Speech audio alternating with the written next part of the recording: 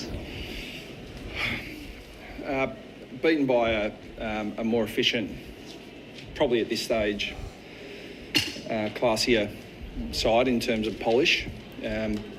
But on the flip side, and I think what you want to build, or what we want to build our team around, which is effort and effort in the contest, but also effort when things aren't going your way, to be able to adjust, both from a coaching perspective and a playing perspective, to get back in the game. And I like the fact that we never conceded, but clearly, there's a gap between the two sides at the moment, and effort, contest, ability to defend with effort was really good, but ability to defend against their class was certainly wanting in the first half.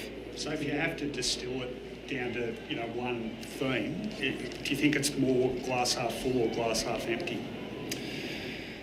I wouldn't even distill it into either. I mean, it's just a matter of we've got to get better in certain parts of our game, but the things that are going to give you a chance in this competition are it's a contested game. You've got to be able to win contests, and we were able to win a lot of contests, but we lost some crucial contests, particularly in our back half. To concede sort of, I think, combined 6 goals from centre bounce and kick-ins with things that we knew. I mean, we were very well, I was going to say we were very well prepared and we trained for, but then we still didn't execute. So maybe that's a contradiction. Maybe we weren't well enough prepared, but we knew what we were going to get.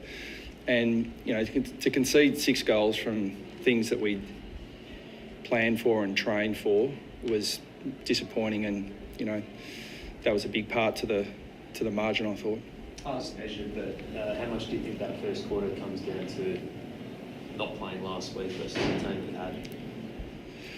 Yeah, I don't know. I mean, I thought both. Yeah, well, I thought it was a hot game. I mean, literally and metaphorically. I mean, it was both teams looked out on their feet, but I was rapt that our guys kept coming. You could say that maybe they had a bit of fatigue from last week and we didn't. So no, we certainly won't be using that as an excuse. You mentioned efficiency before. I think at one stage during the third quarter, Hawthorn were kicking at 83%. Yeah. You were at 60. How noticeable was that to you, and what do you put that down to? They're very good kicks. They sliced us up through the middle at different stages, and we sat back off them a little bit too much, particularly in the first quarter. But again, pleased that we're able to adjust that and get the game somewhat back on our terms. And I thought in the second half we controlled big parts of it. The screen that I looked at was flashing green on most metrics, but the one that I don't look at so much was the scoreboard, which wasn't flashing green. So that gap between the skill level of the two teams, particularly under pressure, obviously you want to aspire to what they're doing. How far off is that? It's not necessarily easy to train that. How quickly can you hope to reach a level like that? I've got a lot of belief in our group. I mean, I think I don't distill it as simply as that. I think that you play against really good teams, they're going to kick the ball really well. I mean, the really good teams do. So I'd more look at we've got to defend that better than we did tonight. And offensively, if you get it inside 58 times, you're going to get a good enough look. But we had that a fair bit last year too. So we got it in a lot, but potentially, need to score better than we are at the moment, and that'll be tested with Langford missing a few weeks, I'd suggest at least. It looked quite a bit like you were forced wide, into the pockets. Was that more about their defensive structure or your sort of poor decisions or delivery inside? Yeah, a little bit of that. I mean, you can have there's definitely some things that we were trying to do and that were on for us in the forward 50, but sometimes coaching is very easy. You look, why didn't we do that? The opposition's out there, and the pressure they put on the ball carrier was very good. So certainly hurried our decision making, but the options were there. We just couldn't find them. Do you like the 2 rucks? Well, I mean, I think we've got two very capable ruckmen. I think the attitude that we'll continue to take this year is the attitude we've taken the last 2 years, which is horses for courses. I mean, we don't. Peter Wright's injured at the moment, so hopefully we get him back soon, and we have other options. But I thought our rucks gave us first use most of the night. I thought again our stoppage contest work wasn't the issue for us.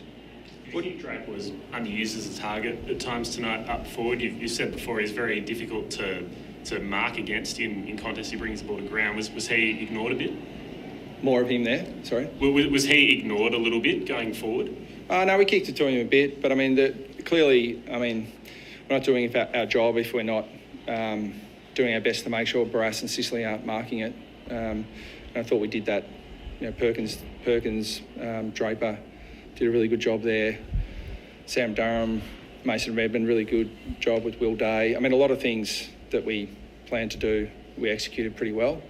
But that's what good teams do. They can have some things taken away from them, and they're able to step up in other areas. And I think it's pretty obvious now they're a good team. Just on that forward setup, you said Langford, 3 weeks, you reckon? Yeah, I wish I could tell you, Rowan. I've got no idea, but it's going to be more than one. Well, yeah, okay. So what I'm getting at is Wright, like 6 weeks, Langers 3 weeks or something. You've got Draper, a nominal ruckman as a key forward. Do you have that many options for key targets up forward?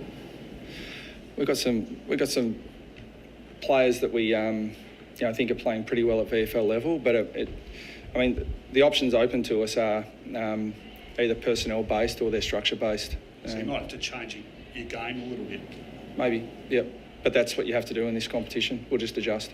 The McGrath deliberate, did you think that was the correct call? Oh, who cares what I think, Cal?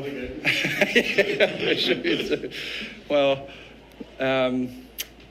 there's some stuff I could say, I reckon, but ask the umpires. They'll tell you, I would have thought. I mean, all we're told, and this is, I think I'm in a pretty good position to explain this, is if you're under any semblance of pressure and you're inside 9, you can rush the behind. That's what we're told. So that's what we do. So that hasn't been changed, because it seems like quite a radical change of interpretation. If he's like a metre away from an opponent. Unless they just say it was a mistake, which it could have been. What are the chances of that, do you think? Oh, I think they're pretty good these days. If you make a howler, you just say, we made a howler and move on. But I'm saying it is. They have to explain it, not me. I'm just giving you the information that we're given. Brad, you must have been delighted with the debut of Isaac Kaka in his first game. It was really a promising performance for him, and also the performance of Cordwell throughout the middle of the ground kept you in the game. Yeah, he did. I thought that's a good analysis. I thought Caldwell was outstanding. I wish I had 2 of him. I think he's really elevated his game.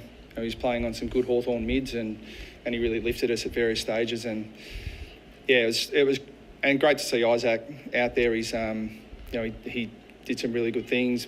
But I like the way he pressured. He gives us energy that we haven't had in the forward half in the last couple of years, and that's only the beginning for Isaac. I think we're going to see him only get better from here.